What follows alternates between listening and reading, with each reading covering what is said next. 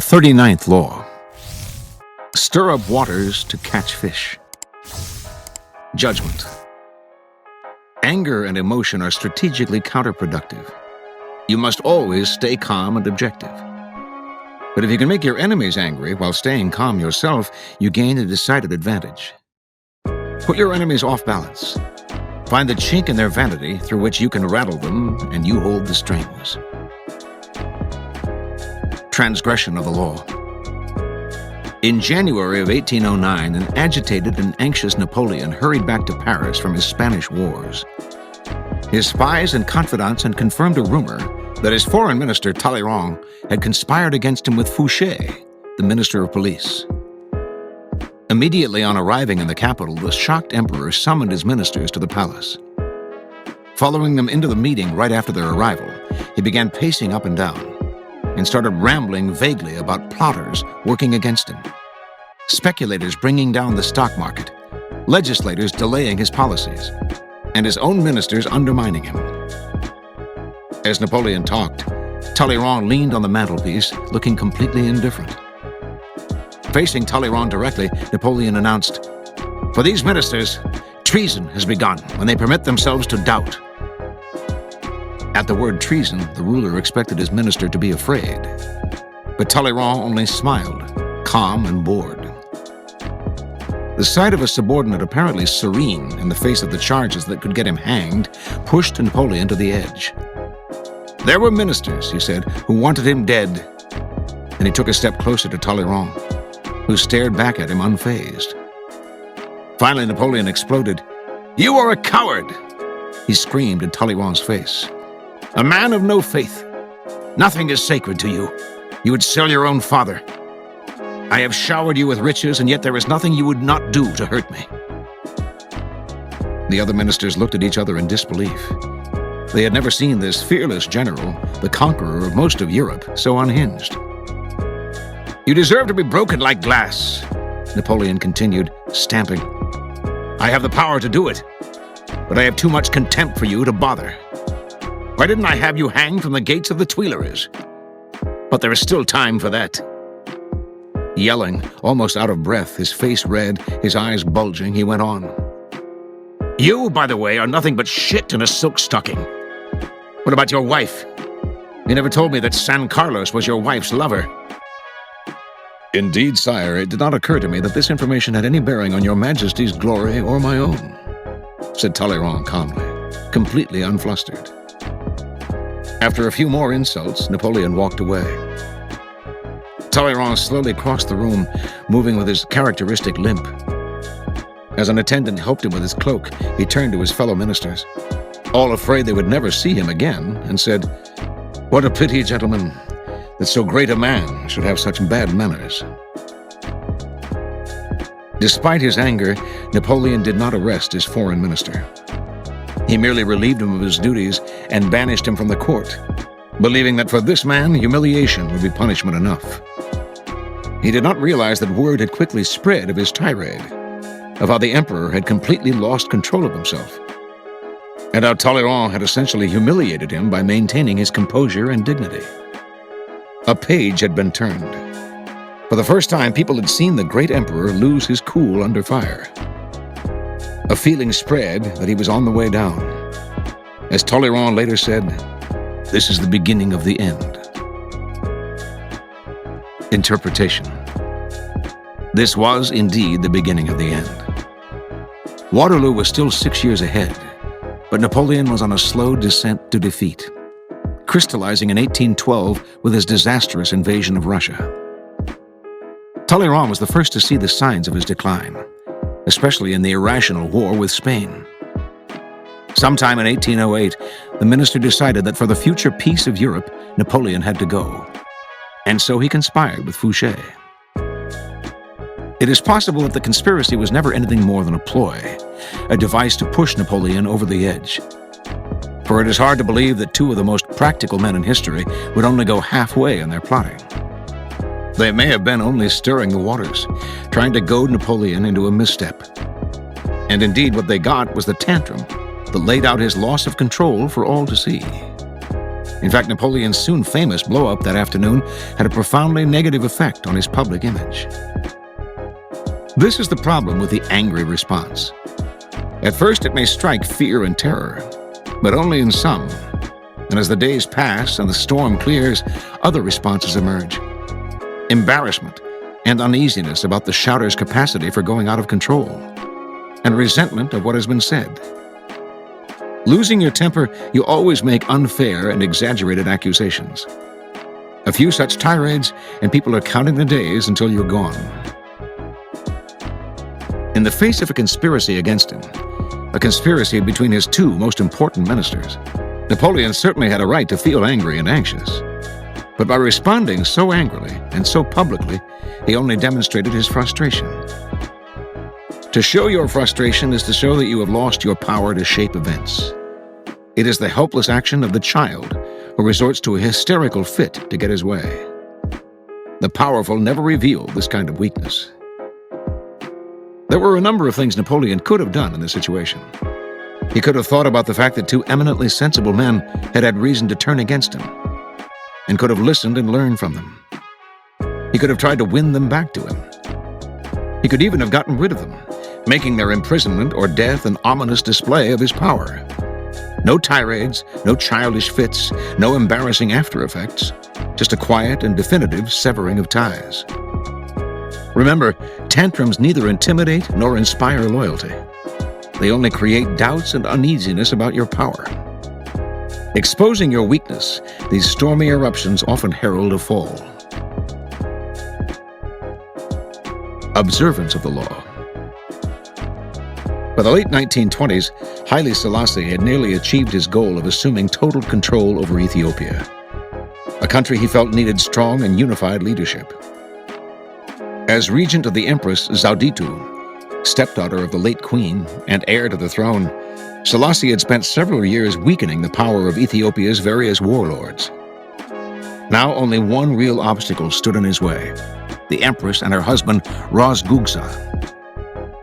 Selassie knew the royal couple hated him and wanted to get rid of him. So to cut short their plotting, he made Gugsa the governor of the northern province of Begemeter, forcing him to leave the capital where the Empress lived. For several years, Gugsa played the loyal administrator, but Selassie didn't trust him. He knew that Gugsa and the Empress were plotting revenge. As time passed and Gugsa made no move, the chances of a plot only increased. Selassie knew what he had to do: draw Gugsa out, get under his skin, and push him into action before he was ready. For several years, a northern tribe, the Azebu Gala, had been in virtual rebellion against the throne, robbing and pillaging local villages and refusing to pay taxes. Selassie had done nothing to stop them, letting them grow stronger. Finally, in 1929, he ordered Ras Gugsa to lead an army against these disobedient tribesmen. Gugsa agreed, but inwardly he seethed. He had no grudge against the Azebu Gala, and the demand that he fight them hurt his pride. He could not disobey the order, but as he worked to put together an army, he began to spread an ugly rumor that Selassie was in cahoots with the Pope and planned to convert the country to Roman Catholicism and make it a colony of Italy. Gugsa's army swelled, and some of the tribes from which its soldiers came secretly agreed to fight Selassie. In March of 1930, an enormous force of 35,000 men began to march, not on the Azebu Gala, but south toward the capital of Addis Ababa. Made confident by his growing strength, Gugsa now openly led a holy war to depose Selassie and put the country back in the hands of true Christians. He did not see the trap that had been laid for him. Before Selassie had ordered Gugsa to fight the Azebu Gala, he had secured the support of the Ethiopian Church. And before the revolt got underway, he had bribed several of Gugsa's key allies not to show up for battle. As the rebel army marched south, airplanes flew overhead dropping leaflets, announcing that the highest church officials had recognized Selassie as the true Christian leader of Ethiopia, and that they had excommunicated Gugsa for fomenting a civil war. These leaflets severely blunted the emotions behind the Holy Crusade, and as battle loomed and the support that Gugsa's allies had promised him failed to show up, soldiers began to flee or defect. When the battle came, the rebel army quickly collapsed. Refusing to surrender, Ras Gugsa was killed in the fighting. The empress, distraught over her husband's death, died a few days later. On April 30th, Selassie issued a formal proclamation announcing his new title, Emperor of Ethiopia. Interpretation. Haile Selassie always saw several moves ahead.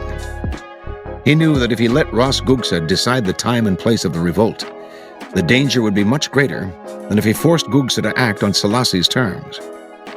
So he goaded him into rebellion by offending his manly pride, asking him to fight people he had no quarrel with on behalf of a man he hated.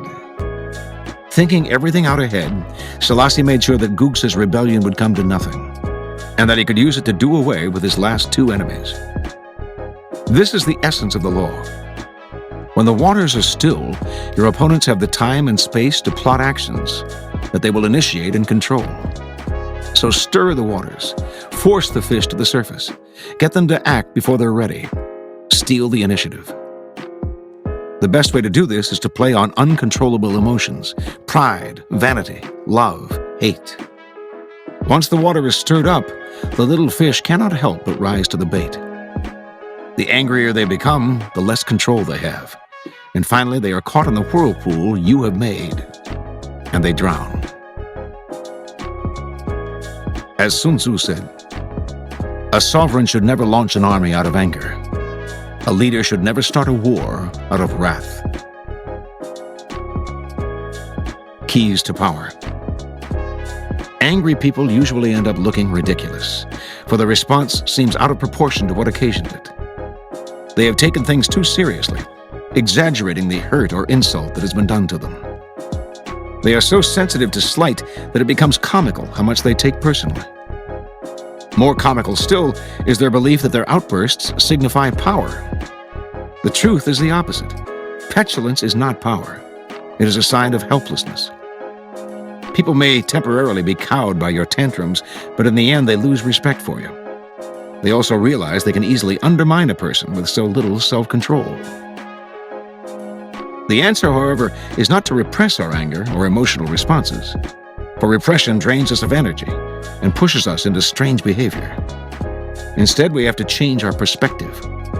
We have to realize that nothing in the social realm and in the game of power is personal. Everyone is caught up in a chain of events that long predates the present moment. Our anger often stems from problems in our childhood, from the problems of our parents, which stem from their own childhood, on and on. Our anger also has roots in the many interactions with others, the accumulated disappointments and heartaches that we have suffered. An individual will often appear as the instigator of our anger, but it is much more complicated, goes far beyond what that individual did to us. If a person explodes with anger at you, and it seems out of proportion to what you did to them, you must remind yourself that it is not exclusively directed at you. Do not be so vain. The cause is much larger, goes way back in time, involves dozens of prior hurts, and is actually not worth the bother to understand. Instead of seeing it as a personal grudge, look at the emotional outburst as a disguised power move, an attempt to control or punish you cloaked in the form of hurt feelings and anger. This shift of perspective will let you play the game of power with more clarity and energy. Instead of overreacting and becoming ensnared in people's emotions, you will turn their loss of control to your advantage. You keep your head while they are losing theirs. During an important battle in the War of the Three Kingdoms in the 3rd century AD, advisors to the commander Cao Cao discovered documents showing that certain of his generals had conspired with the enemy and urged him to arrest and execute them. Instead, he ordered the documents burned and the matter forgotten. At this critical moment in the battle, to get upset or demand justice would have reverberated against him. An angry action would have called attention to the general's disloyalty, which would have harmed the troops' morale. Justice could wait. He would deal with the generals in time. Cao Cao kept his head and made the right decision. Compare this to Napoleon's response to Talleyrand. Instead of taking the conspiracy personally, the emperor should have played the game like Cao Cao, carefully weighing the consequences of any action he took. The more powerful response in the end would have been to ignore Talleyrand, or to bring the minister gradually back to his side and punish him later. Anger only cuts off our options, and the powerful cannot thrive without options. Once you train yourself not to take matters personally and to control your emotional responses, you will have placed yourself in a position of tremendous power. Now you can play with the emotional responses of other people. Stir the insecure into action by impugning their manhood and by dangling the prospect of an easy victory before their faces. Do as Houdini did when challenged by the less successful escape artist Clapini. Reveal an apparent weakness. Houdini let Clapini steal the combination for a pair of cuffs to lure your opponent into action. Then you can beat him with ease. With the arrogant, too, you can appear weaker than you are, taunting them into a rash action. Sun Bin, commander of the armies of Qi and loyal disciple of Sun Tzu, once led his troops against the armies of Wei, which outnumbered him 2-1. "Let us light 100,000 fires when our enemy enters Wei," suggested Sun Bin. 50,000 on the next day, and only 30,000 on the third. On the third day, the Wei general exclaimed, "I knew the men of Qi were cowards, and after only 3 days, more than half of them have deserted." So, leaving behind his slow-moving heavy infantry, the general decided to seize the moment and move swiftly on the Qi camp with a lightly armed force. Sun Bin's troops retreated, luring Wei's army into a narrow pass where they ambushed and destroyed them. With the Wei general dead and his forces decimated, Sun Bin now easily defeated the rest of his army. In the face of a hot-headed enemy, finally, an excellent response is no response. Follow the Talleyrand tactic. Nothing is as infuriating as a man who keeps his cool while others are losing theirs. If it will work to your advantage to unsettle people, affect the aristocratic, bored pose, neither mocking nor triumphant, but simply indifferent. This will light their fuse. When they embarrass themselves with a temper tantrum, you will have gained several victories. One of these being that in the face of their childishness, you have maintained your dignity and composure. Reversal. When playing with people's emotions, you have to be careful. Study the enemy beforehand. Some fish are best left at the bottom of the pond.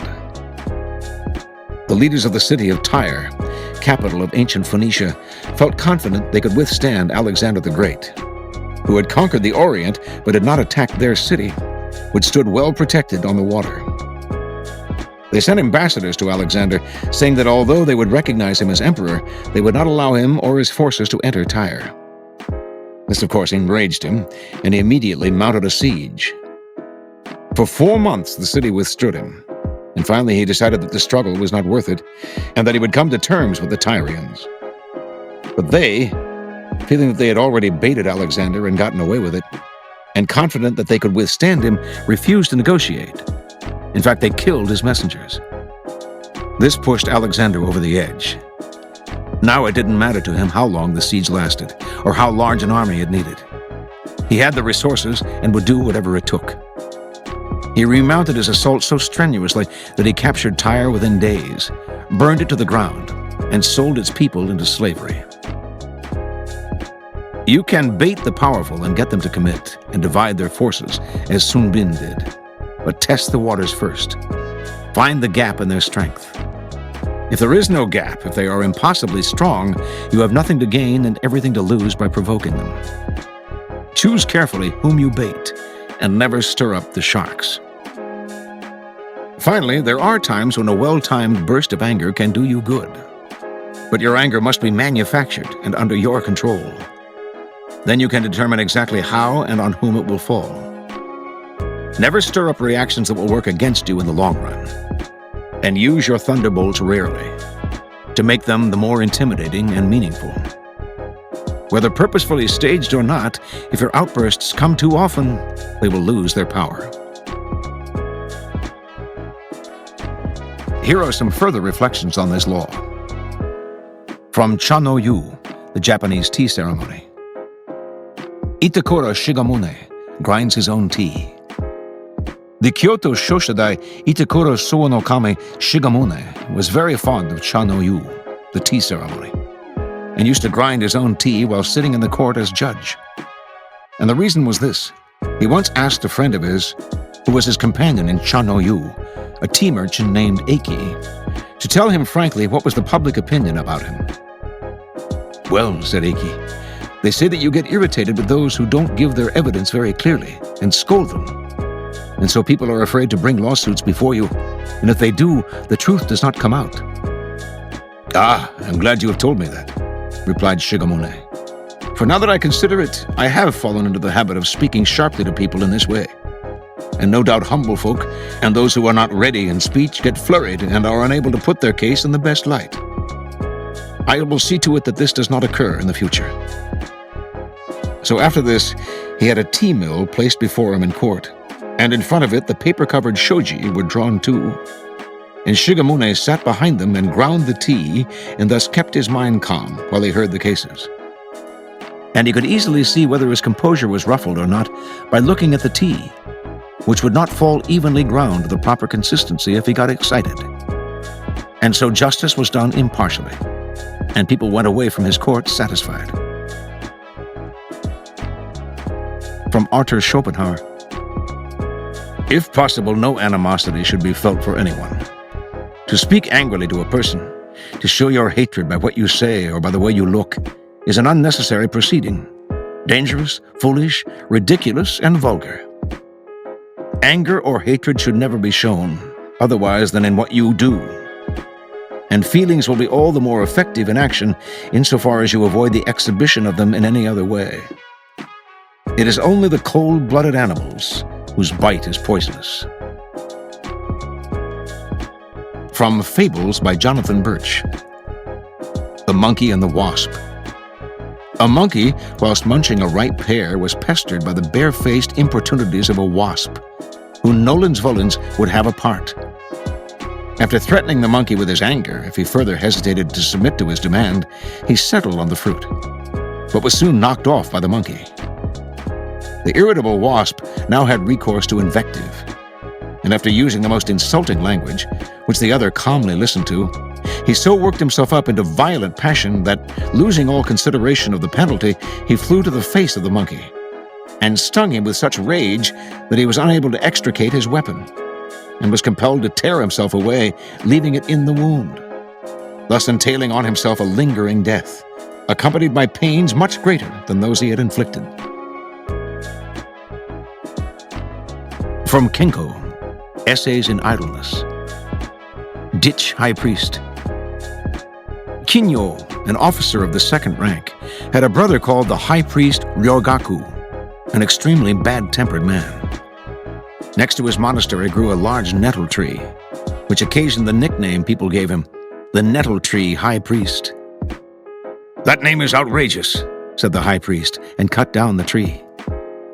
The stump still being left, people referred to him now as the Stump High Priest. More furious than ever, Ryogaku had the stump dug up and thrown away, but this left a big ditch. People now called him the Ditch High Priest.